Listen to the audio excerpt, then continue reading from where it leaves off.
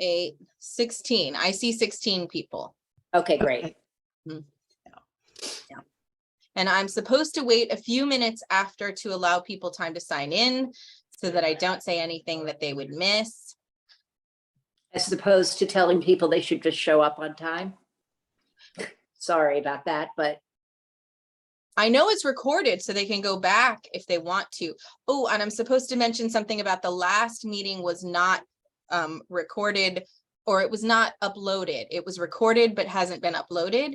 And that's going to be in the media library by the end of the day, Tuesday, when we open again.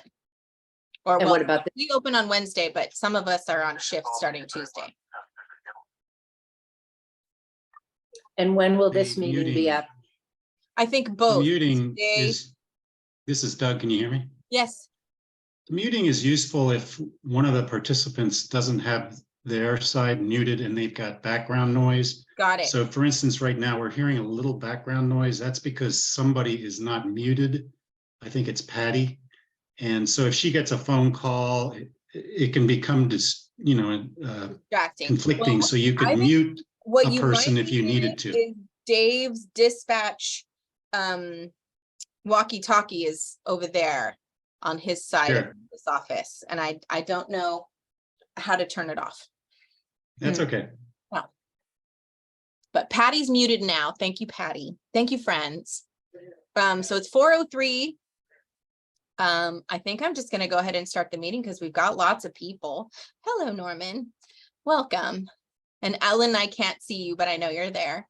And Dee, I can't see you, but I know you're there. And Sue and Jake, hello. So I have an agenda and I'm supposed to say hello and thank you for coming. Christine is not able to join us today, but I'm Tabaray DePop. I go by Taba. I'm the foster coordinator. I know most of you. I'm not sure who TJ is.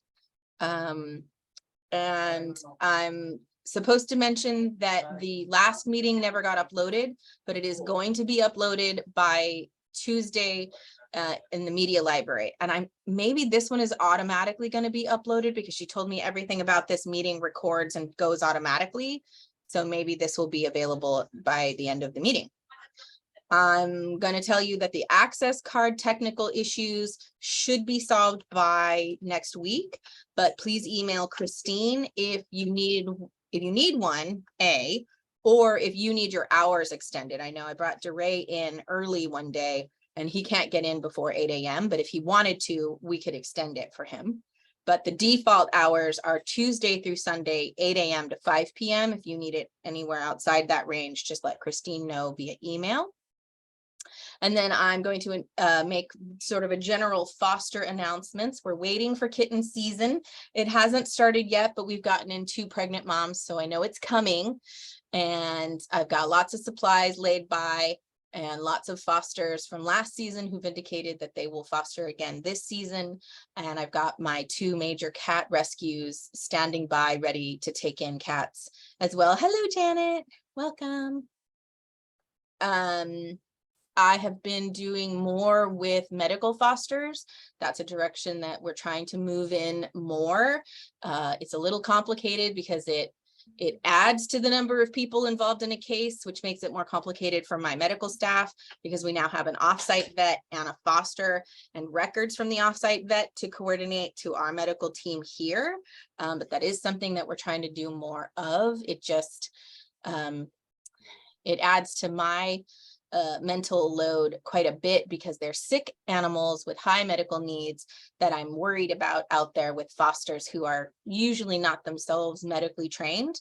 And so they're relying on me and an offsite vet and our onsite vets to coordinate all that care.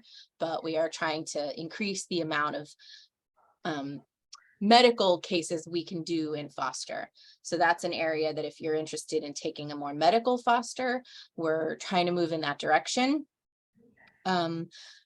In our strategic plan, we want to move to having more behavioral support for challenging fosters. That's the marking, barking, strong pulling, unsocialized behaviors, but we don't have that yet. So, and Chris doesn't have a lot of bandwidth to help fosters who are having those challenges. So we haven't been placing a lot of dogs with challenging behaviors in foster because we just don't have the support for them. Unless they themselves already have that knowledge and know how to introduce a dog to crate training, get them, you know, doing more, better puppy behaviors, let's put it.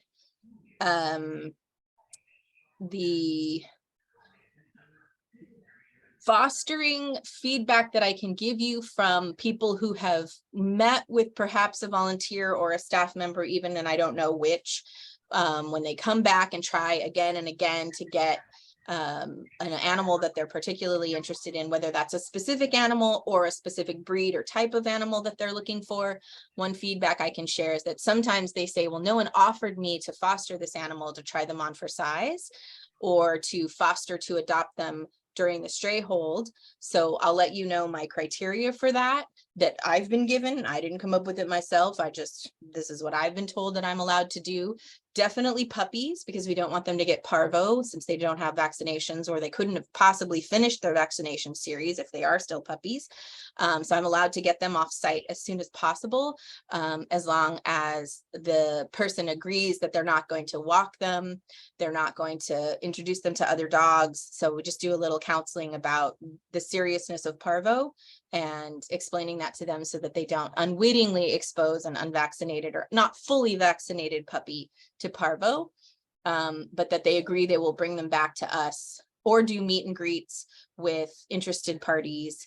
And of course, fosters get first choice if they foster fail, and they can keep their foster animal. Janet's nodding her head. She says, yeah, lots of my fosters fail. So that takes them out of the running typically for being a foster continuing on, because they're now adjusting a new animal into their home.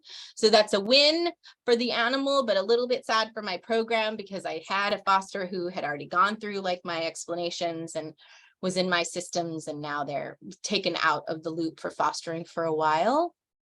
But we love that, and they might come back to us once their animal is in and adjusted. Stephanie did what?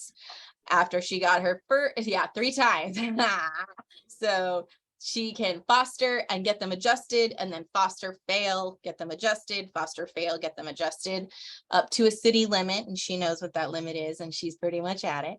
So the puppies are the first category. Then animals on a stray hold, as long as the person lives in Long Beach, and as long as when I talk to them or you talk to them about bringing the animal back, if an owner presents themselves, proves that it's their animal, that they would bring the animal right back to me. The reason we say they have to be in Long Beach, and that's like Seal Beach, I mean, it's right here. I'm not worried about that. It's just that they could get here quickly to give me back the animal to an owner. That's been working very well. We haven't had any problems with that. Not a single instance of a fostered animal that wasn't brought back for an owner to redeem. So we think that's working really well. And the try it on for size fostering, that someone is curious, will this dog get along with my cat? Well, we don't know. We can't test them on cats. We could foster them, you know, a trial period, foster to adopt if it works. And if it doesn't, no harm, no foul. What we found out is they don't like this kind, you know, this is not a dog for cats, or whatever we learned from that experience. So even a failed foster experience teaches us something about what would be right for this animal. So we've got puppies, foster to adopt on a stray hold if someone wants to, you know, get first choice, because our fosters get first choice. We'll put their name, you know, it's already first in line because they are the foster, and they can tell me, yes, I want to adopt this dog. So that's been working really well. I think that's it for fostering. Does anybody have any questions about how the fostering is working, or what they might use it for, like the situations that they could profitably suggest to someone, hey, why don't you foster this animal instead of straight out adopting? Oh, yes, Bobby. So, and then there's medical fosters, right? We do want to, if a dog or an animal is getting, for example, surgery, they have a much better recuperation if they're in a foster home rather than in the shelter. Yeah, So we like that. that's a rate. We don't have a lot of medical fosters raising their hands yet. I have a few people who have done it and are willing to do it. But it's kind of scary for them. It's not their animal. They don't know them very well. And the need, the medical need, I have the double cherry eye is out right now. Dolly, she's out in foster after her bilateral cherry eye surgery. And I have an amputee Phoenix out right now. It's challenging because those are high needs medical kind of situations that the fosters need a little extra support to know that we're all coordinating, and the meds and the refills, and how long does the pain med need to continue, and oh, they got out of their cone, and no, now this is infected and we need to come back and see. So it's a lot of coordination, and we would like more medical foster homes, but we don't have a lot right now. So we want to build and grow that to support the high medical needs that we see, so that they aren't in recovery in the medical trailer for a week at a time or whatever, what have you. So yeah. Thanks. I think that's all I have to say about the fostering program. But we want to introduce our new adoption coordinator to you, Brianna. I think she's on here. I just must have, yeah, Andrea and Bree are in the same office. So they were gonna tap in and introduce. Oh, where am I? Somewhere. Bree's getting a soda, so give us a second for her to come back. Okay. Thirsty. Where am I? Hey, you're back. You're on time. We're not needed. No, we can say that we have shifted away from the app that we bought that we thought was going to be super great, called Next Me, so that people could sign in and say, I'm here, I want to be counseled about adoption and do meet and greets. But the program never gave us a notification that anyone was here. So you just have to like keep logging in to see if anybody was there. And meanwhile, people were getting your attention because they were on site in your face and not patiently waiting with the Next Me. So we've decided to drop that for our adoptions and instead just have a sign-in sheet on the adoption table, just like restaurants. I mean, it works for restaurants, it could work for us. And the Next Me app was not working for us.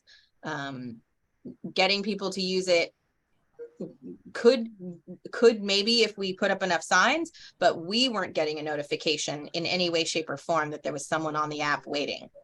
So that was silly. Didn't help. Bree, you're here. Do you want to introduce yourself? Yeah. I will mute myself. No worries. Is my volume okay? Could be louder. Yeah. Okay. Hi, everybody. My name is Bree. I'm new. Hi, obviously. I'm the new adoptions coordinator. I was firstly hired to be front of house receiving. I got flipped over and put into the adoptions team as the adoptions clerk. And now I'm the adoptions coordinator. Hi.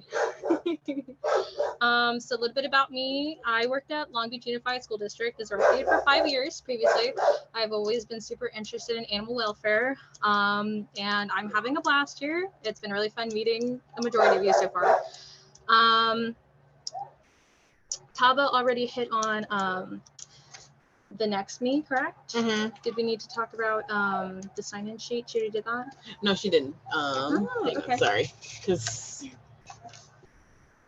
Okay, let's see if I remember how Christine told me How to put it on the screen? how to share it. Yeah. Ooh, exciting. So let me see if I can figure it out. Christine showed me how to share screen. Okay, host disabled attendee screen sharing. So I can't share the screen because That's okay. it's disabled. That we can't share the screen. Taba, you have to enable it.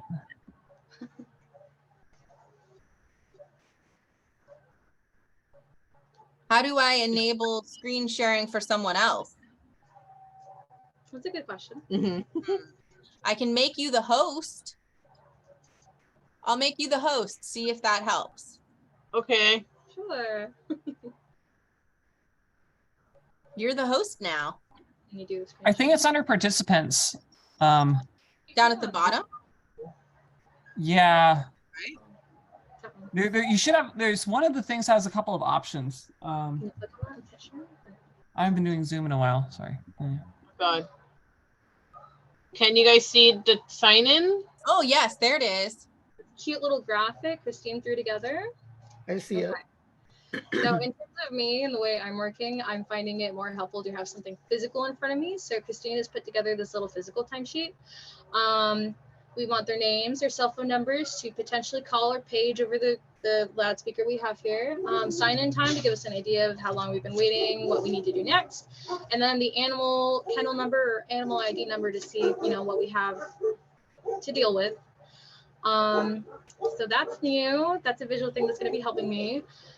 Did we go over the whiteboard? No, I had to share that one. Great. And then another thing that's going to really help me, we're going to put this up on the screen.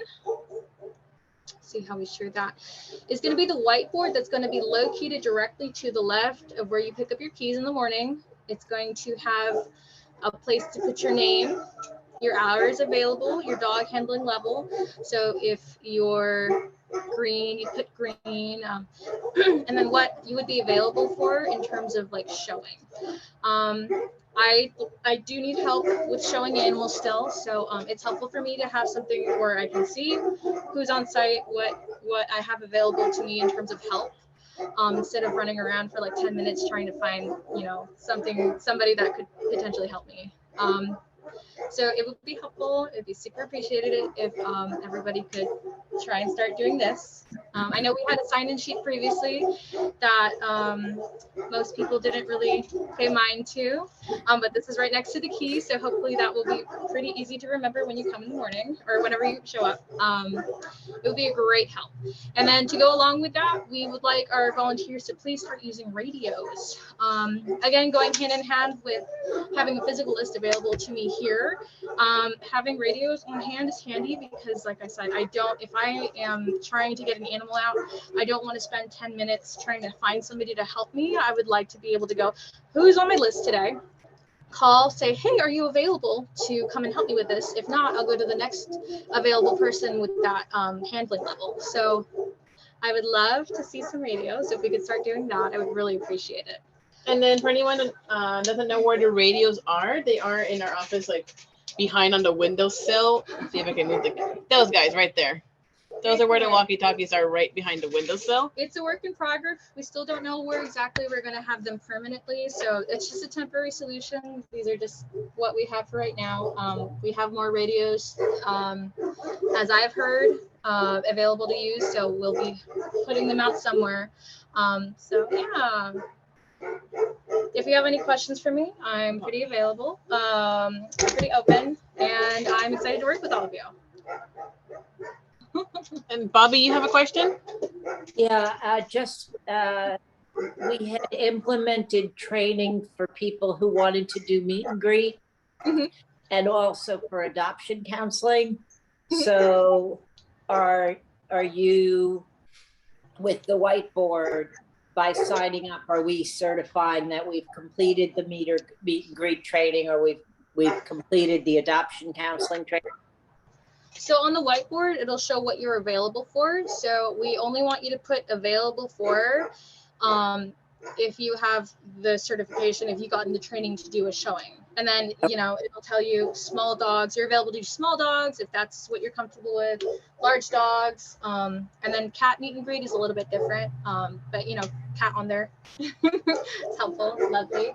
And then A is for adoption counseling. So if that's something you're familiar with and you'd like to help with, I encourage you to get involved and ask me any questions if you need any help, because I'm more than willing to help.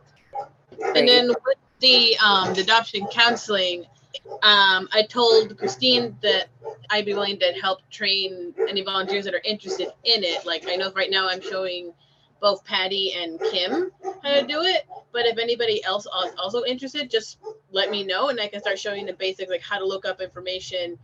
I know Taba has something going on with how to show how to read a medical easier, so yeah.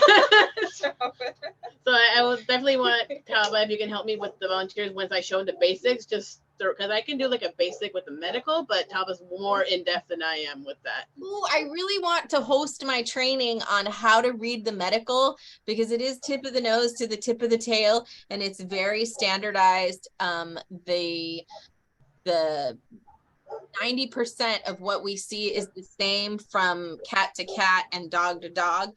And if you're interested in it, it's learnable, and it all makes sense once you've gone through it and thought like, oh, okay, these are the different names of the antibiotics. Okay, we use a couple different, back of the neck topical flea medications, and you can see those and you can explain to people the really exciting fact of what we do for each animal that comes in the door. It's a laundry list of things that we provide to each animal on intake. It's things that would be expensive at a vet and that are necessary for the good care of the animal. And we're pretty consistent about doing them. Now, every now and again, we find an animal upon adoption that didn't get a microchip. Once in a while, we figure out we didn't give them a rabies shot, because on the first intake, they don't get rabies until their health has been assessed by the vet, and then we'll decide if they're healthy enough to get rabies. But pretty much they get everything that they're supposed to get, which is amazing and incredible. And we want to showcase that good news to people who are adopting, and then talk about the few areas where we see this or that medical need. And we don't have to have you explain what that medical need is, but just say, these are the standard things that are within normal limits or no significant findings, all of these body systems, and they go down the same list for each animal. It's a template that they plug in and copy paste each time, and they answer it for each animal. And I think it's really reassuring for people to know that we checked them out so thoroughly, and that we provided all the preventatives that we do provide, and the screenings that we give that aren't perfect. And we talk about that, the ringworm screening, it's not perfect, but at least it's better than nothing. Yeah. It's great. Thanks. Yeah. Patty? A question about the kennel cards being on, especially the smaller dogs that are coming in. And I know Chris is very busy evaluating the larger dogs first and then the smaller dogs. But wondering if we can tell by looking at the kennel card when they've been evaluated, and maybe the kennel card just hasn't been changed from staff only to all or intermediate. Because they all start off saying staff only, but how do we know the status? I don't know that answer. That's a Chris question, because I don't know how he's indicating that he has done an evaluation. The only way I know when Chris is evaluating something is with the walk chart, that the color gets added to the walk chart. So usually that's how I know, like if the dog, or like if it's not on chameleon yet either. I usually check Chris the is walk going to chart. come on next and do a presentation of his own, so we can ask him when he comes on. Mhm. And Bobby, you had your hand up, didn't you? I spoke. Oh, you did. You're done. Yeah, I'm done. So Chris is a little delayed. He was helping with like a rescue thing right now, but he said he's almost done. So we're just waiting on him to be done, I suppose, with that, and then he'll talk. He's supposed to be on camera. Can't hide from us forever. I guess I could share that fostering is really working for people as a try it on for size. Very few of them return the animal when they are trying it on for size. And so if they're hesitant about adopting for any reason, the try it on for size foster option has really reassured people. There's something about saying you're adopting that makes them feel like it's very permanent and they can't walk it back. And there's something deeply reassuring to them about saying you're just fostering and trying it on for size. And if it works, great, we'll turn it in. The animal doesn't have to come back. The person doesn't have to come back. We can do it all over the phones. Smartphones are enabled, and they can do it over the web, but they're also welcome to, especially our older adopters, like to come in and fill out the paperwork by hand. That's easier for them. And so that's great. We can do that too. No problem. So the try it on for size is working very well. Oh, and Chris is here. Okay.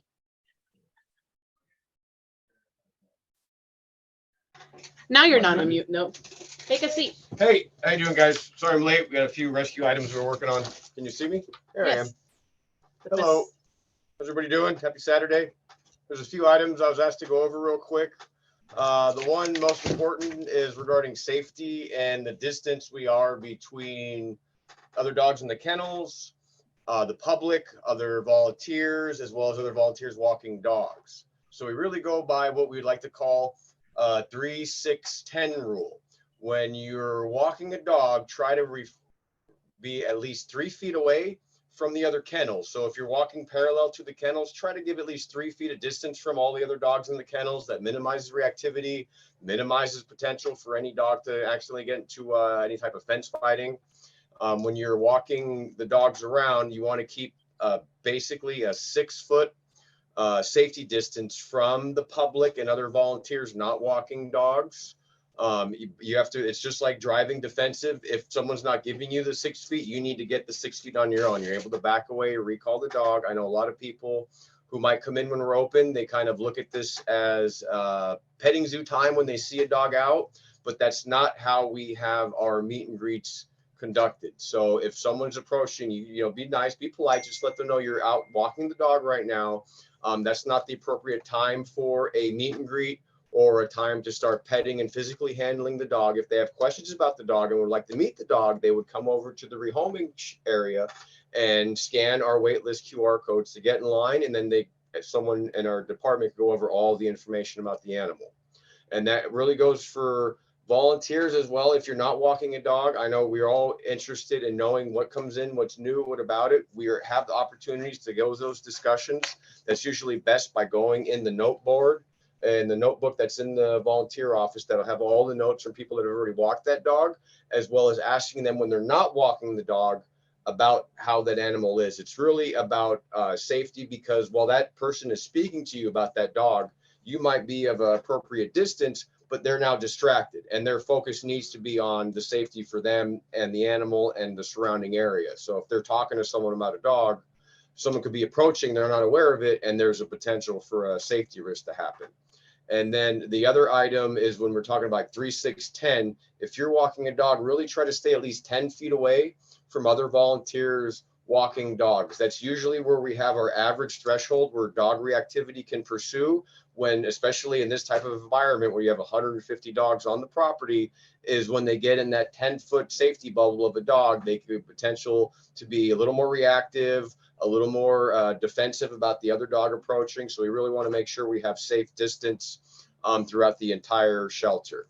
And again, just to go over, just because there's a couple times where this has occurred, not only with public, but other volunteers, is that's not the time for the meet and greets to take place. I know we're all have a strong desire to see dogs go into homes, but we need to make sure we're following the rules for the adoption process and following our safety guidelines. So if someone approaches you while you're adopting a dog, while you're walking a dog, and they want to have a lot of questions about it, you let them know, you know, as a volunteer, you're there just to provide exercise for the animal. Any specific questions, they come over to our rehoming area and speak to a staff member. If they'd like to wait for you to put the dog back, then you could answer some appropriate questions. But we really want to be cognizant of what we're doing when we're walking an animal out in public when we're open, because I know it's very simple when you're talking to someone. It's almost like distracted driving. If you're engaging your brain in other activities, you're not aware of other situations. And it's really about safety of you, that other individual, and the dog that's in our care. Is there any questions on that type of situation before we move forward?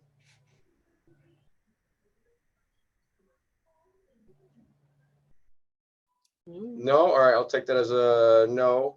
And so the next one I'd like to bring up really quick is, because I brought up to a few people, we might need signage, but a lot of you will know by our play yards next to Cottage 7, there's a little bit of a sidewalk that goes to the rehoming shed. That's not meant as a walking area when you're walking a dog. So if you're walking a dog that isn't housed in one of those kennels, please refrain from walking through there. Walk around the play yards. We want to not walk through that narrow area in between the play yard and the other kennels. Now, obviously, there's a dog in that kennel, you have no choice, but sometimes we'll put dogs that are a little more dog reactive prone over there because it's a controlled environment and it's a very narrow area. The chances for fence fighting or any type of potential redirect from a dog is to be much more prone in that area. So please just refrain from walking a dog through there and just go around the play yards. And there was one question that brought up regarding priorities. I know a lot of people have been doing really good about this, but we try to make sure our big dogs in the large kennels, our goal is, every dog every day, but sadly at times like this, when we have so many animals, it's just not possible. So we really try to make sure every other day, to at least if once every 2 to 3 days, that dog is getting proper exercise. So you will see a priority indicator on a dog that has not been out for at least 48 hours because it needs to get out of its kennel. It needs to get some type of enrichment and exercise and socialization out of the kennel to assist in its quality of life here at the shelter. So those will be indicated. They'll also have the color code of that dog marked on the priority. So as if you see a green dog that has priority when you first come in, oh, this dog needs to get out today and it's in my walking level, I could go handle this request. And right now, I'm sure a lot of volunteers have been here for a while.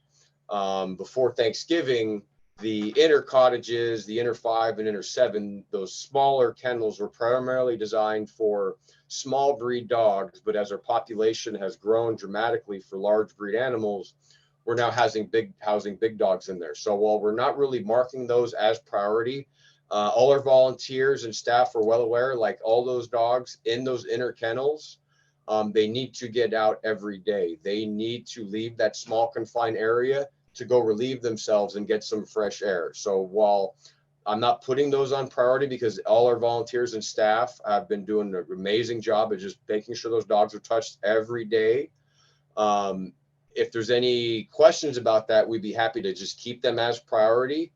But the big dogs in our inner 5s and inner 7s, and even, if we get using crates again in the middle of 6 and other locations, they need to get out minimum once a day. We really strive to do at least 2 to 3 times if they're confined in a crate for an extended period of time.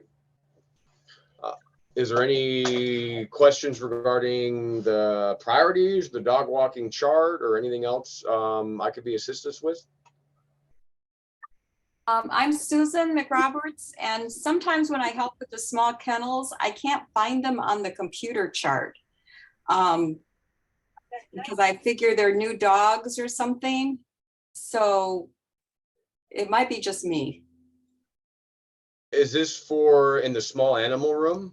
Yeah, and then the ones in the middle, like that rainy day, we needed to get them out so they could clean the kennels. I couldn't always find them on this dog walking chart.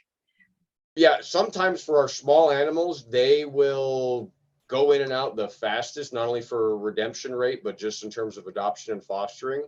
So we do try to keep those up to date every day. But, as the current trends right now is the small animals, they go out as soon as they come in. Our larger dogs kind of tend to hang out, but we do update that on the walking chart generally by the end of the day. And it's really because of location based. I'm sure anyone who's here, you realize there's very minimal amount of time I have available to be in at my workstation. A lot of time I'm in the 3 dog kennels. So we do look at those usually at the end of each day for what's in the small animal room. And the other factor is sometimes they're small animals. A lot of them are medical needs. So there's times they might be triaging in and out of medical or to off-site clinics. And then the inner 6, those ones we do try to update, but when we have our portable crates, our animal care team, as they're trying to clean and moving around animals and I'm assisting them with, sometimes those might be up to a day. So we generally, especially in the middle of 6, if there's an animal in a crate, in that middle area, they'll generally be available for walking because their temperament allows them to be in that confined area without any major safety risk. But we should try to get to the portable ones and the small ones as quickly as we can. There's just much more of a rapid pace as they're coming and going, basically.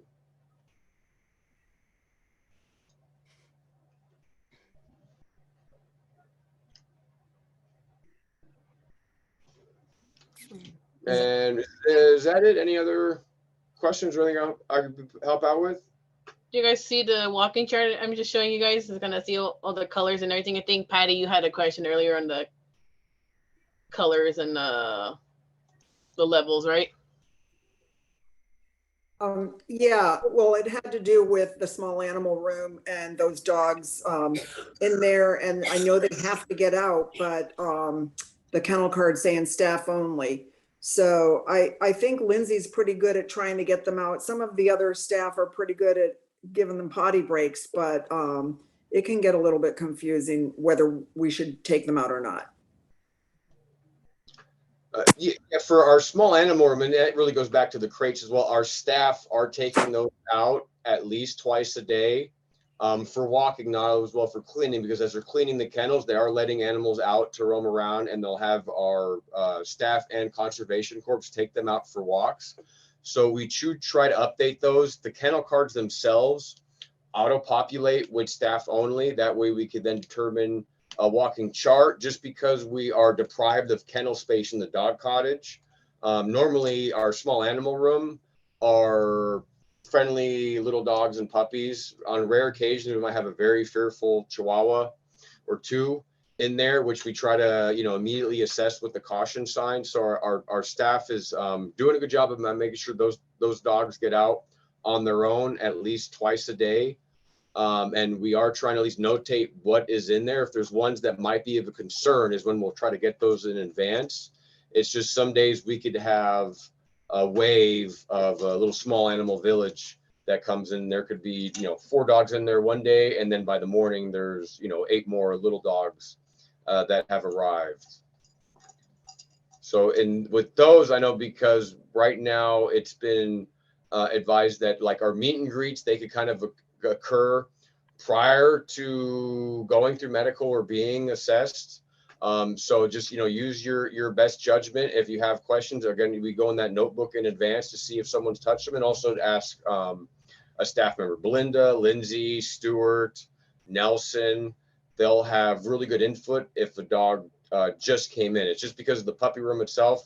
Sadly, when times I do go in there, I'll usually get stopped by someone, whoever's working in admissions, or just someone up in the lobby. So it's just really tough to get over there and grab everyone. But as we're usually alerted as ones come in that have some, very fearful tendencies, where we'll look at those, abruptly to put up proper signage.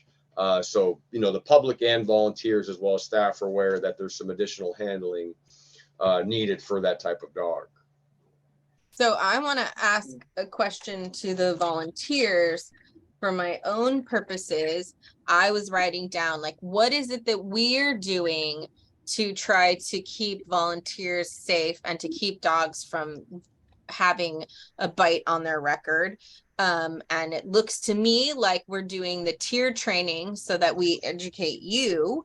And we at first indicate that animals are staff only, so that until we've figured out what level volunteer would be right for that dog, and we put caution signs on their kennels and we have them locked. That's another thing that we're doing. We have the Google Doc that we're trying to update as quickly as possible so that you know who's green and what their level is. And then we have the rules of stay 6 feet away so that we can reduce reactivity and keeping focus on the dog so that we're watching their behavior. That means the no adoption counseling while you're walking a dog. You just say, I'm exercising the dog right now, but if you want to sign up for a meet and greet, that's, a different process. Is there anything I'm missing that you all are doing to keep yourselves safe and to, help set the dog up for success, not the failure of having a bite on their record?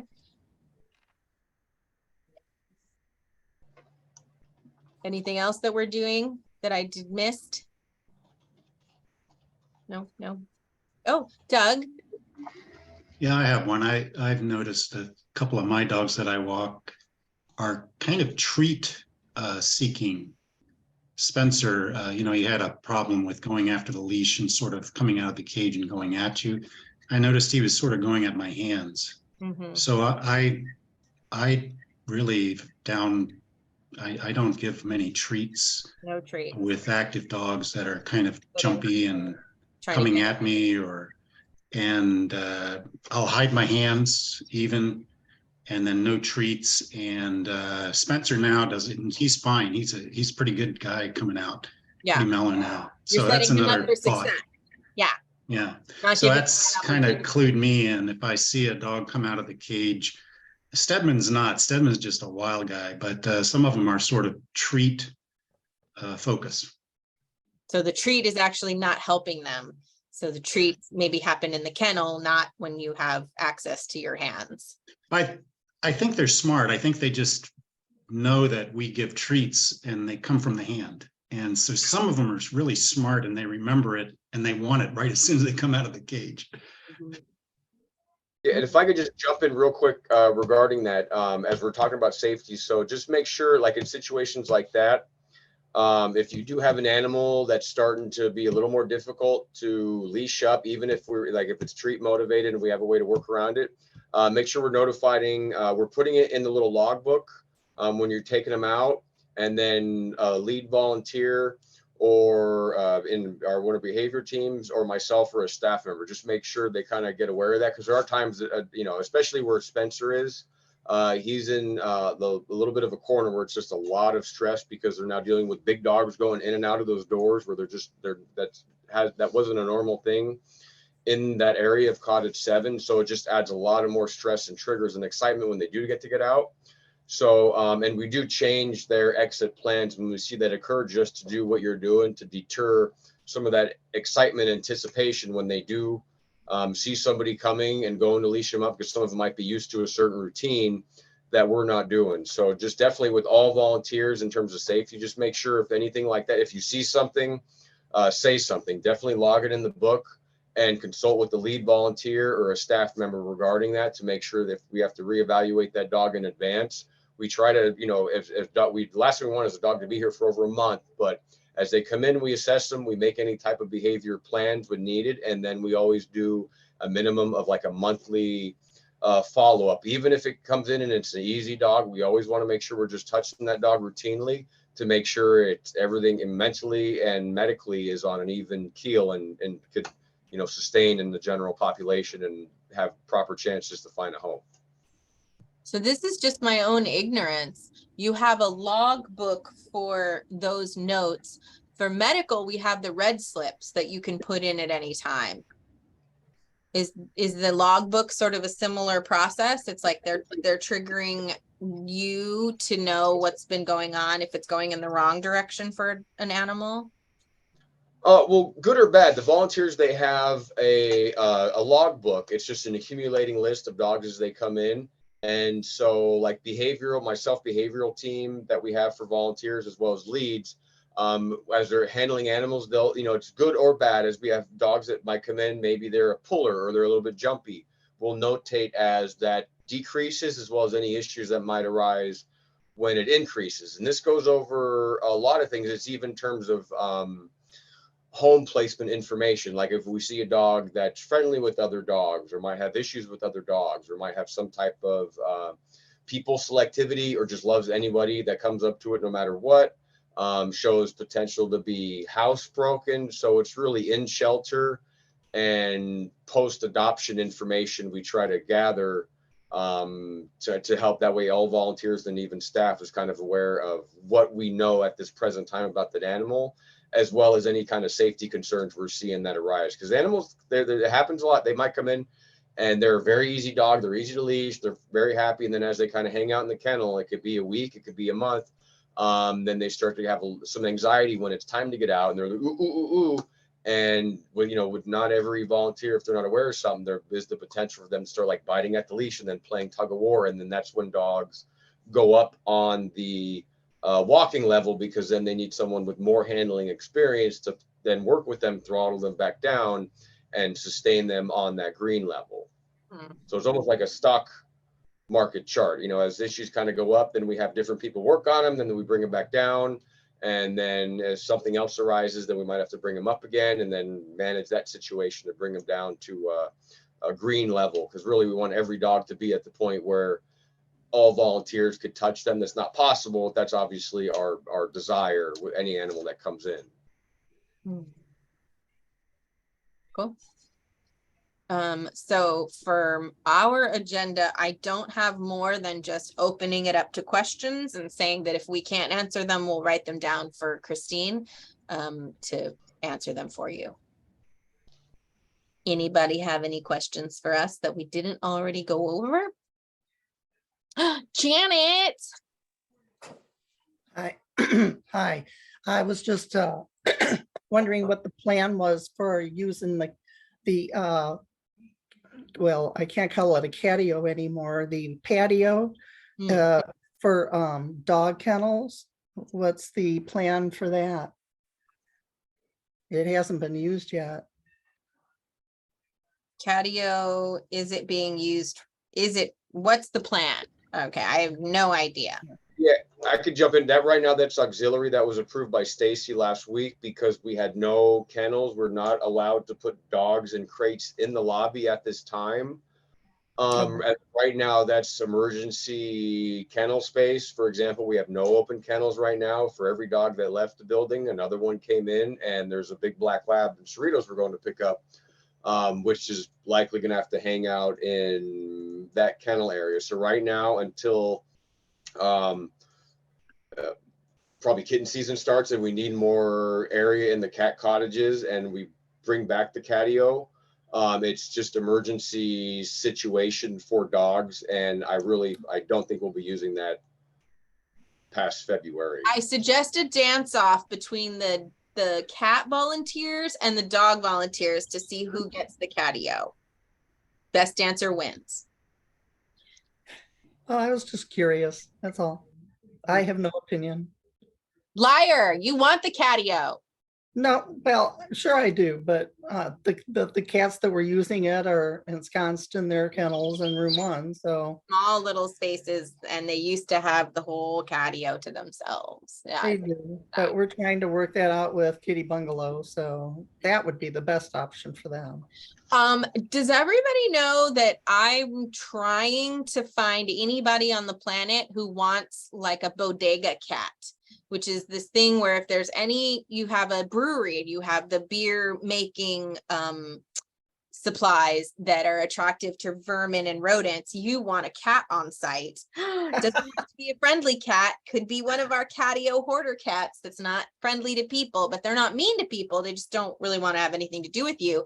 And we could provide them with a kennel to keep the cat in one location and do the working cat protocol. So the working cat protocol is where you get a cat used to a new location for 2 weeks, feed them at the exact same time every day, and then release them from it. And this becomes their new habitat where you're still providing the food in a litter box, but they're providing the smell of a cat that's a deterrent to rodents. So this would be great for libraries. I really want every library in Long Beach to have a library cat. They don't need to like people, they just can tolerate us, but they'll keep the mice away from our books. They'll keep the mice away from the goods in a bodega, a small corner store. It would be lovely if we could start a sort of working cat program for the hoarded cats that used to have the catio. They could have their own space, someone willing to keep them on their property. Great ideas. If anybody knows any bodega owners.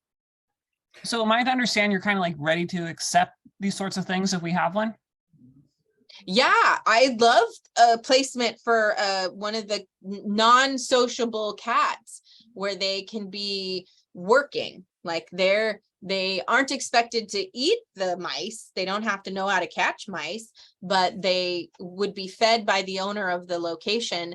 And it is like a 2-week protocol where they have to feed them at the exact same time every day. So that's got to be understood, that the cat's not expected to eat the mice, because if it works, there will be no mice and then there won't be any food for them because the cat's presence itself will deter them. So we'd need to do some counseling for the person taking the cats so that they understand the protocol of how to get them trained to stay in that location by keeping them in a large kennel in that spot, same feeding at every day, and then a litter box because they're going to be, in that space. So it is having a non-friendly cat in your space that's doing work for you, and in exchange, you take care of its medical and food needs, but you don't expect to pet it. I like it. Anybody else? Where's the raised hand? Kate, what can I do for you?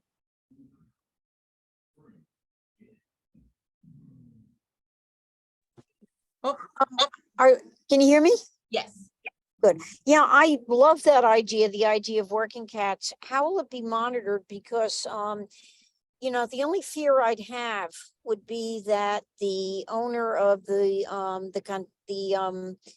cat or the barn cat or whatever would just let it go.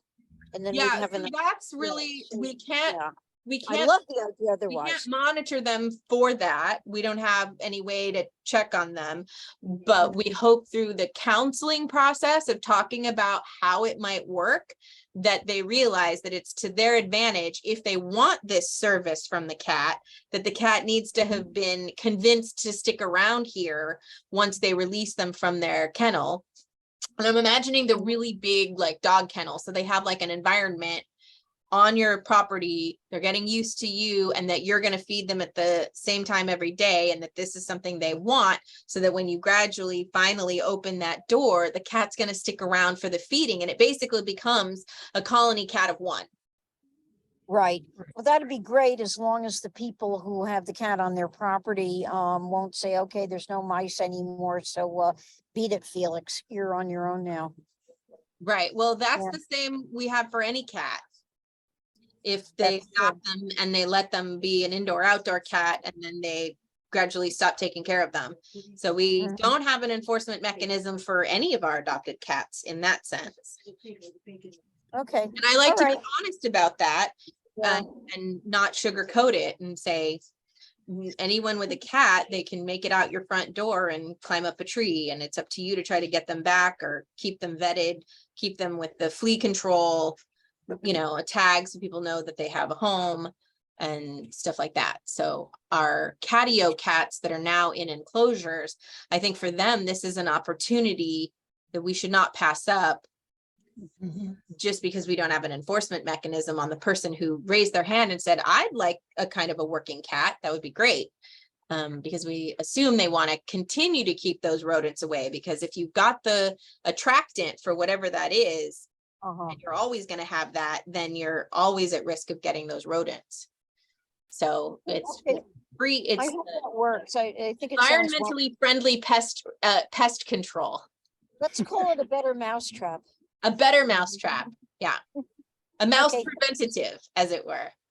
Because we Great. can't guarantee that they would even eat mice. The hoarded cats really don't necessarily have any experience catching food for themselves. And that's Right. our concern with them, is that they were born indoors, they've been indoors, they don't really know how to fend for themselves. Right. And so that's our Okay. problem with we can't, spay, neuter, release them. They don't know how to fend for themselves. So working Right. cat is a kind of a best last Hail Mary. That, yeah, I think it sounds neat if as long as the we can iron out the wrinkles. Mhm, Thanks, thanks, Tam. mhm. Yeah. Anybody else?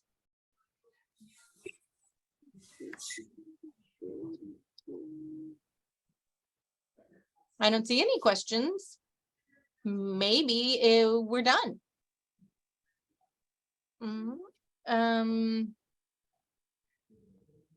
Does everybody know how to get to the media library if they want to see last week's this coming Tuesday? Okay, great. Because I have the instructions, I could read them out, but if you already know. Great. Well, thank you so much for coming. We appreciate all your help. We couldn't do it without you. Yeah. Thank you. Thank you. Thanks. Bye. Have a great weekend. You too. Bye. Bye. Bye-bye. Okay, so now how do I get out? Oh, leave. There we go.